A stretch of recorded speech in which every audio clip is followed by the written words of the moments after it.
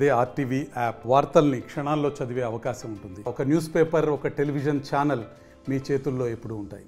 ఇటీవల కాలంలో వాతావరణ కాలుష్యం రోజు రోజుకి పెరిగిపోతుంది. పెద్ద ఎత్తున చర్చ జరుగుతుంది.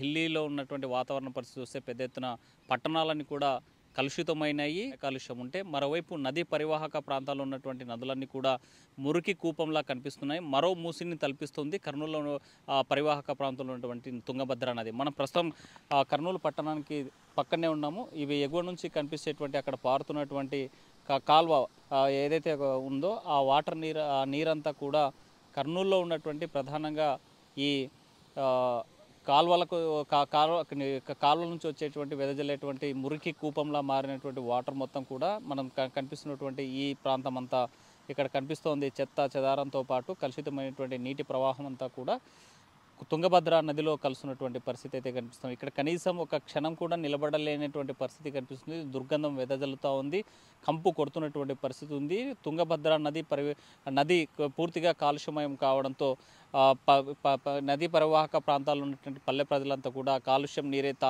తాగేటువంటి పరిస్థితి కనిపిస్తుంది. అనారోగ్యాల కావడానికి సిద్ధంగా ఉన్నటువంటి పరిస్థితి అయితే కనిపిస్తుంది. స్పష్టంగా మనం చూస్తున్నాము.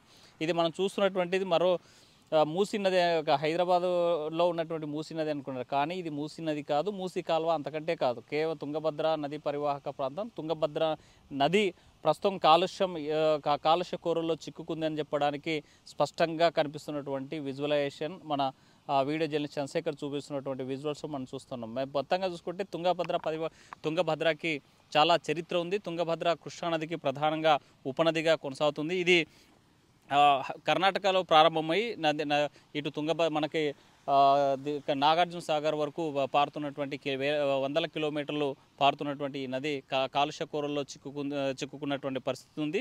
ముఖ్యంగా ఇది రామాయణ కాలంలో పంపా నదిగా పిలువబడే తుంగభద్ర నది కర్ణాటక పడమటి కనుమల్లో జన్మించి తుంగభద్ర అనేటువంటి రెండు నదుల కలయిక వలన ఏర్పడింది.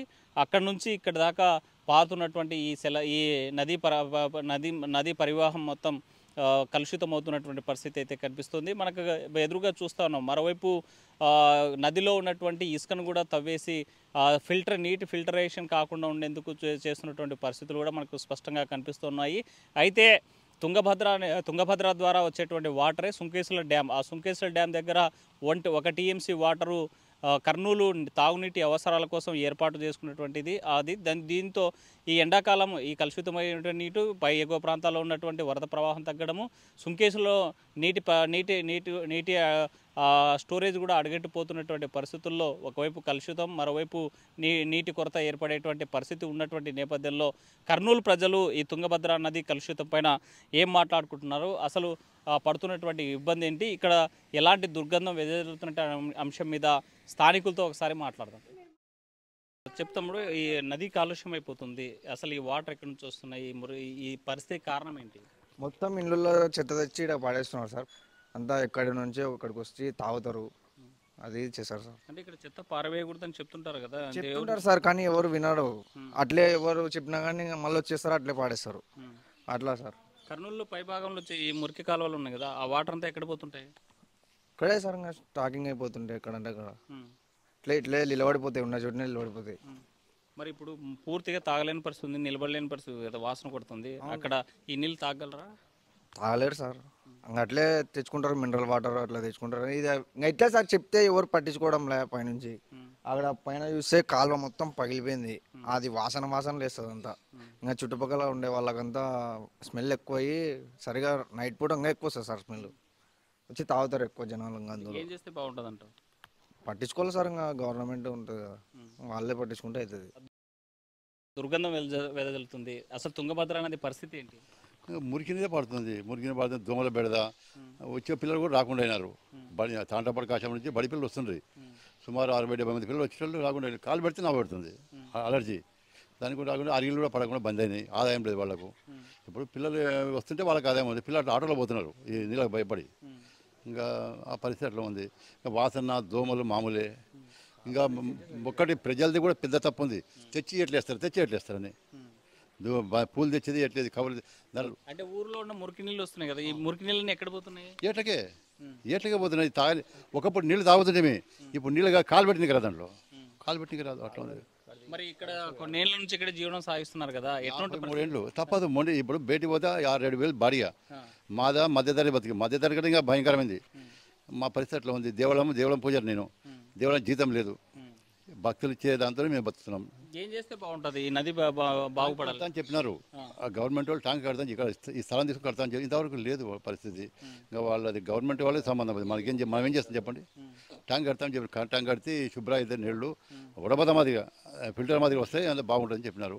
సో ఎప్పుడు పుష్కరాలప్పుడు చెప్పినారు ఆ మాట, ఇంతవరకు కాలేదు. అంటే తుంగభద్ర పుష్కరాలు ఎప్పుడు జరిగాయండి? 5 ఏళ్ళు అయింది, దాదాపు 5 ఏళ్ళు అయింది. అప్పుడు చెప్పినారు చేస్తామని, ఇంతవరకు చేయలేదు. ఆర్థిక పరిస్థితి బాగాలేదేమో మనకేం తెలియదు. అది అన్నా మున్సిపాలిటీ వాళ్ళు కొంచెం చూసుకొని క్లీన్ చేసుకుంటే ఎప్పుడప్పుడు మాకు ఈ సమస్యలు ఉండవు. నది నీళ్ళదంటే ఇంకా కలుషితమేనా? సరౌండ్కి 4 కాలువలు ఉన్నాయి. ఇది వచ్చేసి పాత బస్ స్టాండు, షరఫ్ బజారు, రాధాకృష్ణ టాకీస్, ఆ సరౌండ్ సర్కిల్కి మొత్తం మెయిన్ కాలువ ఇదే. ఆడున్న మురికి నీరు మొత్తం వచ్చి ఇటువైతే రావాలి. అది ఇంకా కింద అంటారా అది బండిమెడిది, అది వాళ్ళదట. ఆడొక కాలువ, ఇది ఒకటి, పైన ఒకటి ఉంది. ఈ 3 కాలువలే. మునగలపాడు కింది నుంచే కాలువలు ఉన్నాయి, మునగలపాడు కాడ నుంచి కాలువలు లేవు మాకు తెలిసినంత వరకు. ఈ ఏటికి ఇంకా ఆడ నుంచి ఇంకా కలుషితం ఇదంతా ఇటు అవుతుంది. ఆ పైన ఒకటి కొంచెం నీట్గా ఉంటుంది. ఆ సరౌండ్లో కాలువలు లేవు. అంటే ఈ కాలువల నీళ్ళన్నీ ఇక్కడే దీంట్లో పడిపోతాయి. ఈ కింద గ్రామాలు ఉన్నాయి కదా, పల్లెలు, ఆ పరిస్థితి, వాళ్ళ పరిస్థితి ఏంటి? ఇంకా అట్టేనా, ఇంకా మేము ఎట్టున్నామో వాళ్ళు అట్టనే, ఇంకా అట్టనే జీవిస్తున్నారు. ఇంకా వాళ్ళ తాండ్రపాడలో అయితే ఇంకా ఘోరం. వాళ్ళు ఏం చేసుకోవాలన్నా కానీ సరిగా లేదు. ఆ సరౌండ్ సర్కిల్లో ఈ నీళ్లు లేకుంటే ఒకప్పుడు అంతా కర్బూజా తోటలు వేస్తుండ్రు, రేట్లో ఇసుక ఉండే కాబట్టి. ఇంకా ఈ కాలువల్ది ఆ ఉప్పు నీళ్ళు పడడం వల్ల అంతా ఇట్ అయింది. ఇంకా ఎండాకాలం అయితే చెప్పలేము మా పరిస్థితి, తిప్పాలి అట్టుంటుంది. ఈ డ్రైనేజ్ వాటర్ అంతా దీంట్లోకి వస్తుంటుంది. ఇంకా దీన్నే వాళ్ళు ఫిల్టర్ చేస్తాము, అది చేస్తాం, ఇది చేస్తాం అంటుంటారు. ఏమో మనకు తెలియదు. ఇంకా అంతే, ఇంకా ఊకే వాళ్ళు చెప్పేది తింటున్నాం అంతే. మీరు ప్రభుత్వానికి మీరే చెప్పదు? మేము ఏం చెప్పాలన్నా ఇదంతా కొంచెం నీట్గా ఉండి బాగుంటే ఉండేతోళ్ళకి కూడా బాగుంటుంది కొంచెం. చెప్పండి, ఈ నదీ పరివాహక ప్రాంతాలు ఎలా కలుషితమవుతుంది?